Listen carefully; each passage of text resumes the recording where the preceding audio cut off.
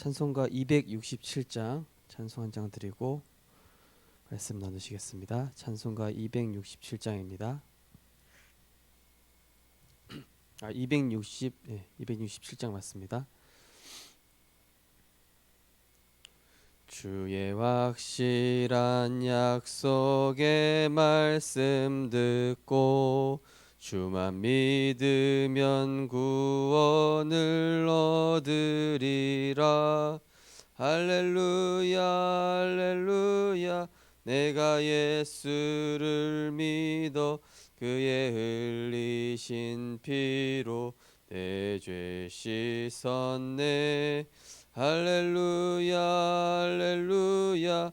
내가 예수를 믿어 그의 흘리신 피로 내 죄 씻었네. 나의 갈 길이 험하고 위험하나 항상 예수의 도우심 믿고 가네. 할렐루야 할렐루야. 내가 예수를 믿어 그의 흘리신 피로 내 죄 씻었네. 할렐루야 할렐루야.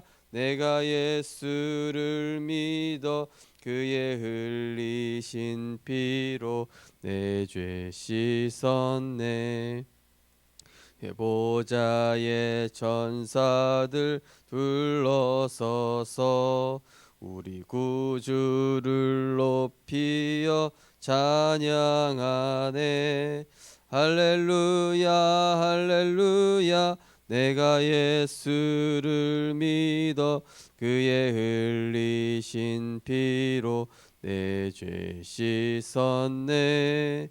할렐루야 할렐루야. 내가 예수를 믿어 그의 흘리신 피로 내 죄 씻었네. 예언자들과 왕들도 반열대로 황금길 따라 나와 찬송하네. 할렐루야 할렐루야. 내가 예수를 믿어 그의 흘리신 피로 내 죄 씻었네. 할렐루야 할렐루야. 내가 예수를 믿어 그의 흘리신 피로 내 죄 씻었네. 우리 모두 다 그 반열 뒤따르며 함께 즐거운 찬송을 부르리라. 할렐루야 할렐루야. 내가 예수를 믿어 그의 흘리신 피로 내 죄 씻었네. 할렐루야 할렐루야. 내가 예수를 믿어 그의 흘리신 피로 내 죄 씻었네. 아멘. 하나님 감사합니다. 우리를 복음 가진 전도자로 불러주심을 감사드립니다.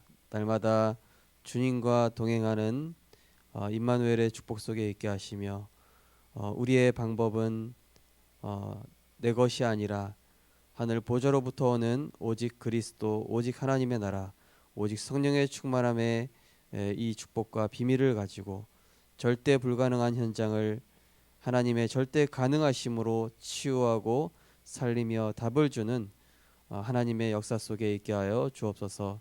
그래서 죽어가는 현장, 마귀에게 눌려있는 현장, 영적으로 사로잡혀 있는 현장에 그리스도의 생명의 빛이 발해질 때에 모든 어둠이 떠나가고 영적인 문제가 치유되어지며 생명의 역사, 제자운동이 일어날 수 있도록 축복하여 주옵소서.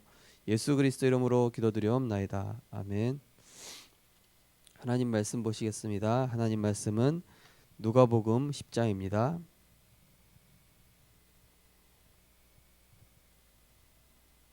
신약성경 누가복음 10장입니다. 누가복음 10장 17절에서 20절 말씀입니다.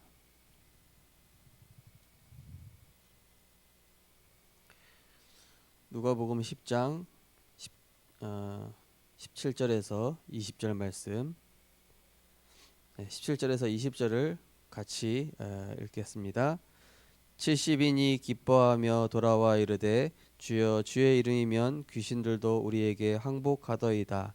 예수께서 이르시되 사탄이 하늘로부터 번개같이 떨어지는 것을 내가 보았노라. 내가 너희에게 뱀과 정갈을 밟으며 원수의 모든 능력을 제어할 권능을 주었으니 너희를 해칠 자가 결코 없으리라. 그러나 귀신들이 너희에게 항복하는 것으로 기뻐하지 말고 너희 이름이 하늘에 기록된 것으로 기뻐하라 하시니라. 아멘. 오늘 현장 복음화 메시지 예수님의 전도 계획입니다. 예수님의 전도 계획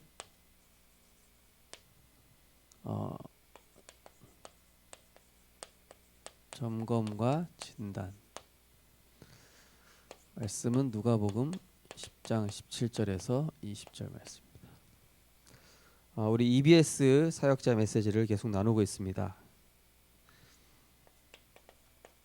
예수님께서는 이 제자들을 현장에 보내시기 전에 항상 영적 상태부터 점검을 하셨습니다.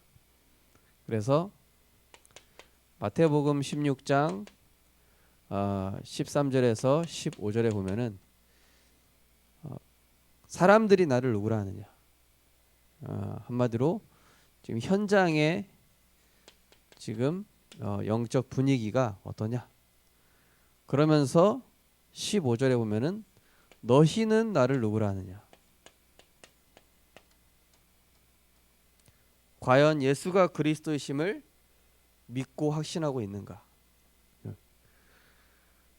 그래서 마태복음 16장 16절 주는 그리스도시요 살아계신 하나님의 아들이십니다. 이 신앙 고백했을 때 17절에 19절에 보니까 음부의 권세가 이기지 못하고 그 반석 위에 교회를 세우고 또 천국 열쇠를 주셨다. 한마디로 이 그리스도 안에 모든 보좌의 축복이 다 숨겨져 있다. 그래서 복음 안에 다 있는 것이죠. 그래서 다른 것이 필요 없다. 그리스도로 다 끝난 것이죠. 그러면서 이 예수님께서는 이제 마태복음 17장에 보시면은 오직 예수 외에 다 버려라.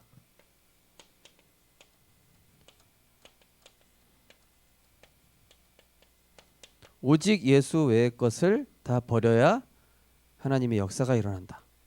오직 예수 한 분만으로 흑암 세력은 무너진다.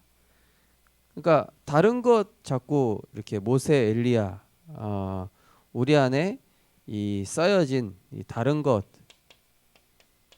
이거를 이제 버려라. 이렇게 말씀하고 계시죠.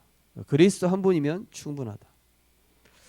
그래서 예수님께서는 항상 이 제자들의 영적 상태를 점검하였습니다. 그래서 오늘 누가복음 10장에도 읽었는데 이 70인 제자들이 와가지고 예수님, 우리가 예수 그리스도 이름으로 이 귀신을 쫓아냈더니 귀신들이 벌벌 떨면서 항복했습니다. 막 기뻐가지고 흥분돼가지고 예수님한테 온 거예요. 그랬더니 이제 예수님이 말씀하시기를 나도 이 사탄이 하늘에서 떨어지는 걸 내가 봤다. 내가 너희에게 이 원수의 능력을 제어할 그 하늘과 땅의 권세를 주었다. 근데 그걸로 기뻐하지 말고 뭘로 기뻐하라고 그러죠?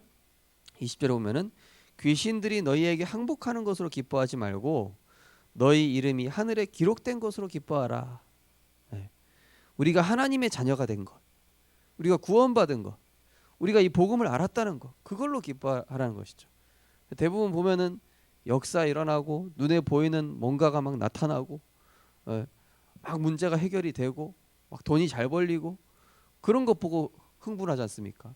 그런 거 보고 흥분하지 말고 오직 예수 이 한 분으로 충분해져라.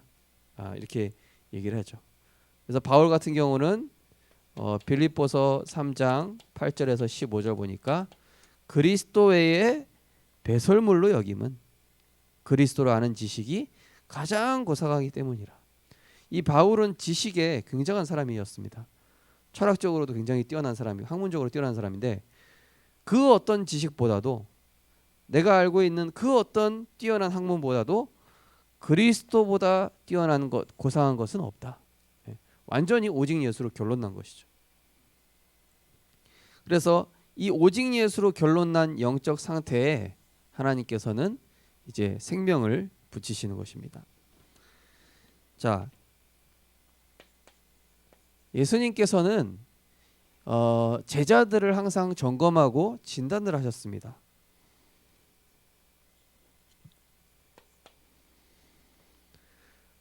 제자들이 굉장히 응답받고 왔을 때, 응답받았다고 막 신났을 때 뭐라고 합니까? 이 누가복음 10장 17절에 보니까 제자들이 한마디로 예수님께 이제 사역 보고를 한 것이죠. 예수님, 현장에 나갔더니 막 이런 일들이 일어났습니다. 기분 좋아서 이 사역 보고를 한 거예요. 그때 이제 예수님께서 10장 18절에 이제 또 예수님께서 또 힘을 주시죠. 격려. 그래. 그 권세와 권능을 너희에게 주었다.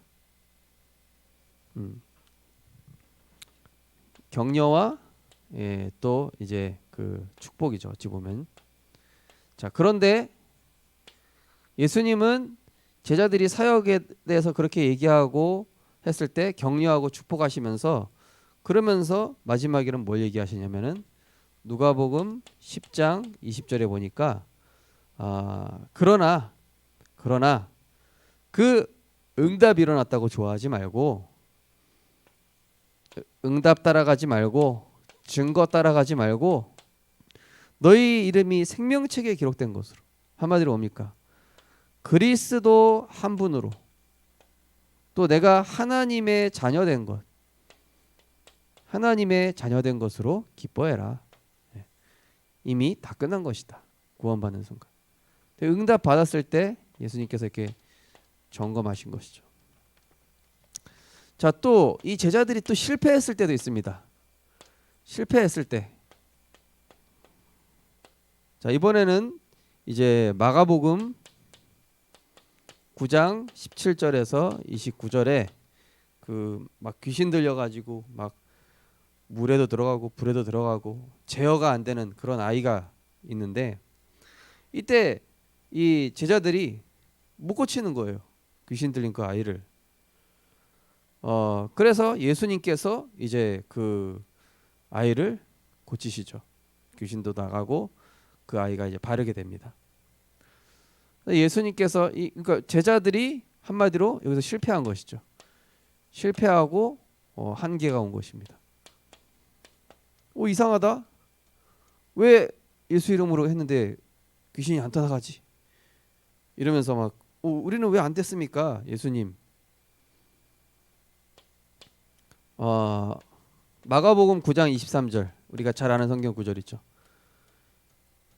그 귀신 들린 아이의 부모가 아버지가 당신이 이들의 라비어 당신이 이 자들의 스승이신데 혹시 할 수 있거든 고쳐 주십시오. 그때 예수님께서 뭐라고 그러시냐면은 할 수 있거든이 무슨 말이냐? 믿는 자에게는 능치 못함이 없느니라. 그러니까 한마디로 뭡니까? 하나님의 말씀에 확신해라. 어설프게 믿지 말고 대충 믿지 말고 반반 믿지 말고 확실하게 하나님의 이 은혜 하나님의 말씀에 대해서 확신하라는 것이죠. 그러니까 한마디로 그 치유 대상자의 이제 부모에게 이제 확신을 주신 것이죠. 그러면서 이 제자들 마가복음 9장 28절에서 29절에 보면은 제자들을 향한 주님의 진단과 점검이 나옵니다. 주님의 진단. 아니 우리는 왜 그들을 쫓아낼 수 없었습니까? 왜 할 수 없었습니까? 그때 예수님께서 뭐라고 그러십니까? 기도 외에는 이런 류가 나갈 수가 없느니라. 여기서 한 가지를 깨닫게 되죠. 현장에 가서 우리가 역사 일으키고 전도하고 그게 중요한 게 아니라 반드시 하나님께서 역사하시려면은 기도가 필요하구나. 네, 기도가. 제가 예전에 그 구미 쪽에 안디옥 교회가 있거든요. 거기 안디옥 교회가 있는데요. 거기 전도 캠프 팀은 이렇게 전도하러 가는데 기도회를 2시간 하고 나갑니다. 기도회를 2시간 하고 현장을 한 2시간 나가거든요. 그리고 포럼을 한 3시간에서 4시간 합니다. 엄청 길죠, 그죠? 우리 교회 같은 경우는 뭐 메시지 하나 보고 그냥 여기 휘 돌다가 마실러 가듯이 그냥 돌아갔다가 그냥 현장 보고 거기서 포럼하고 끝나는데 거기는요 기도만 2시간이에요. 기도회만 현장을 두고. 그러니까 그만큼 그 구미 안디옥 교회 캠프팀이 뭘 중요시 여기냐면은 기도. 현장에서 우리가 뭘 하는 것보다 하나님께서 역사하시려면은 기도가 배경이 돼야 된다.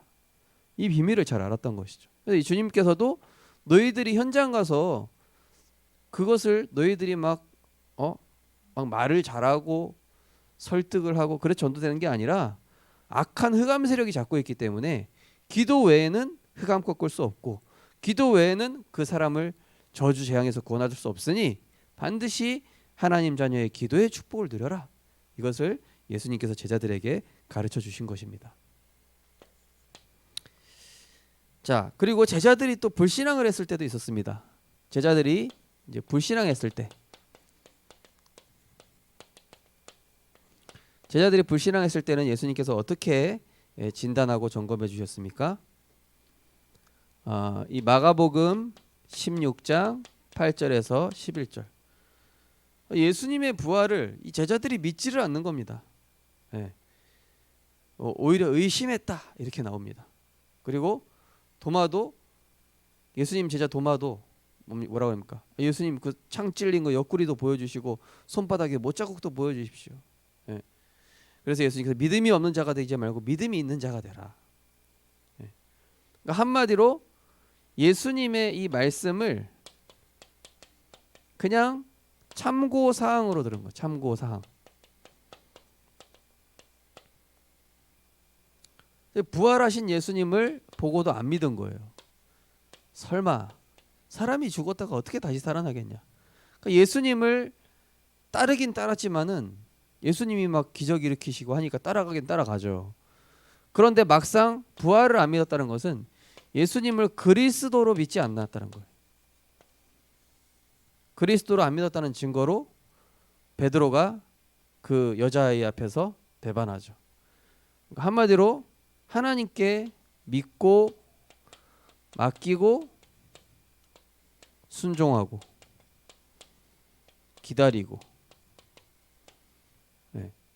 우리가 진짜 예수가 그리스도이심을 믿는다, 예수가 그리스도가 확신하다, 나의 그리스도 되셨다, 그러면은 믿고 맡기고 순종하고 기다리고 이게 되어지는 것이죠. 부활하신 예수님을 보고도 제자들이 하나님 말씀을, 예수님의 말씀을 참고 사항으로 지식으로 들은 것이죠. 그 불신앙에 대해서 이제 뭐라고 하신 것입니다. 자, 그리고 제자들의 이런 또 잘못된 부분, 잘못된 사상, 이 부분을 또 점검을 하시는데요. 어떤 부분이냐? 누가복음 9장 49절에서 50절.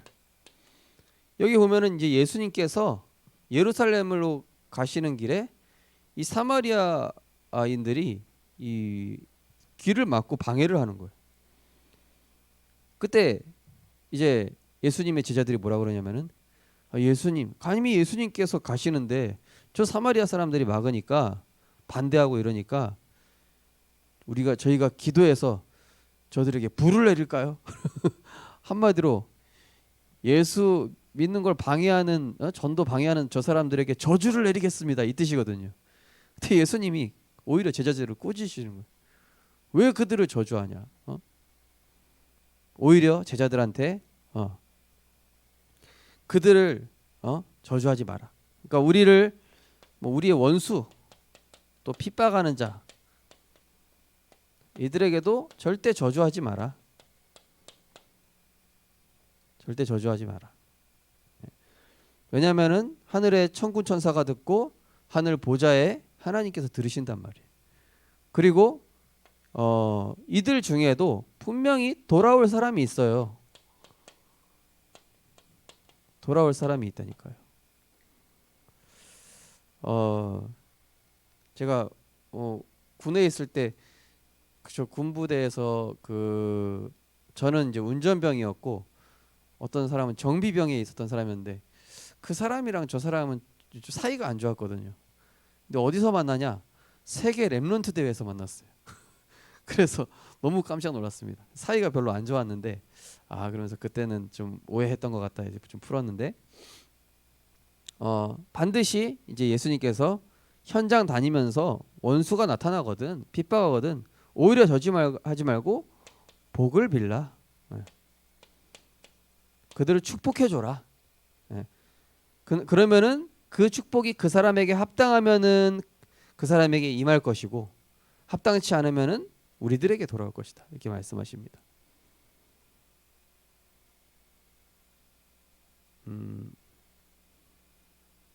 제가 좀 여기 설명을 좀 거꾸로 했네요.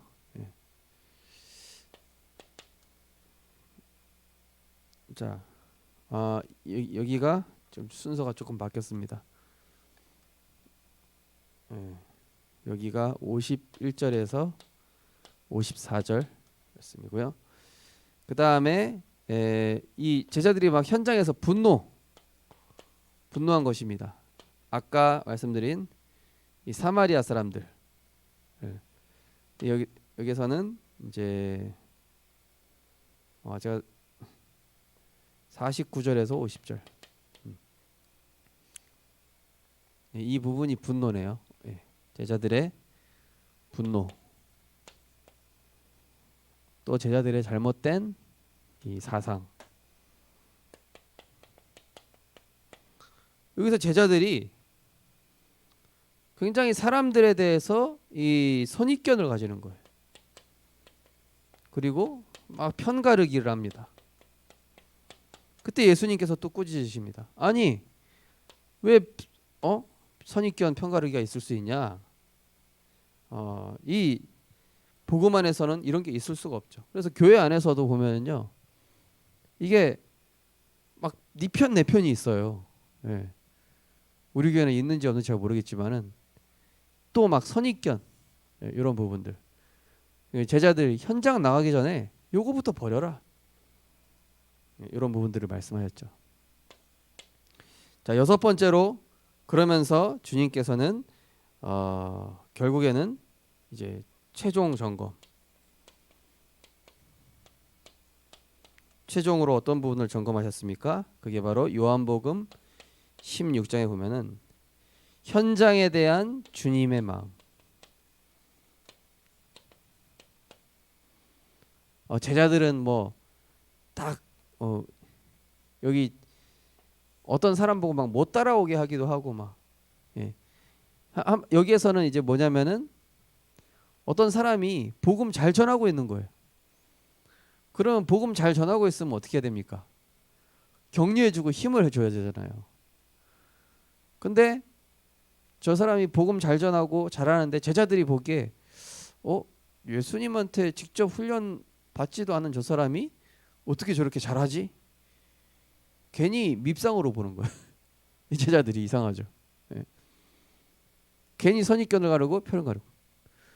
그리고 우리나라도 좀 그런 거 있지 않습니까? 막 잘하는 사람 있으면은 막 욕먹게 하고 또 막 꼬투리 잡아내고. 제자들도 그런 부분이 있었던 것 같죠. 예수님께서는 제자들에게 주님의 마음을 심어주기 원하셨죠. 그리고 전도자가 가져야 할 자부심, 자존심, 또 자긍심. 특별히 16장 33절에 보면은 뭐라고 되어 있습니까? 세상에서는 너희가 환난을 당하나 담대하라 내가 세상을 이겼노라 하시니라. 주님의 마음과 그러면서 동시에 현장에서 우리가 담대히 복음 증거할 수 있는 것은 그리스도께서 세상의 모든 것들을 치유하시고 살릴 수 있는 만왕의 왕이요, 죄와 저주를 해결하신 제사장이며 하나님 만나는 길 대신 참 선지자 되시기 때문에 그 복음의 비밀을 가진 너희들은 전도자다. 예. 그리고 세상 끝날까지 너희와 항상 할 테니까 이 승리의 확신 가지고 가라고 이렇게 확신을 이제 심어 주시는 것입니다. 결론입니다. 앞에도 말씀드렸다시피 우리는 응답을 따라가는 것이 아니라 말씀을 계속 따라가야 됩니다. 응답을 따라가는 게 아니라 내가 이렇게 기도했는데 응답이 안 올까? 아닙니다. 그 응답 안 온 게 응답이에요. 그러면서 하나님께서 우리에게 말씀을 계속 주시는 것입니다. 그리고 우리는 또 눈에 보이는 증거를 따라가면 안 됩니다. 귀신 들린 사람도 증거는 일으킬 수 있습니다. 예. 증거를 따라가는 것이 아니라 우리는 성령 인도받는 것입니다.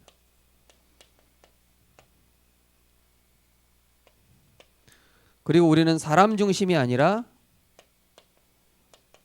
반드시 하나님 중심으로 복음에 유익한 방향으로 이렇게 인도받는 것이죠.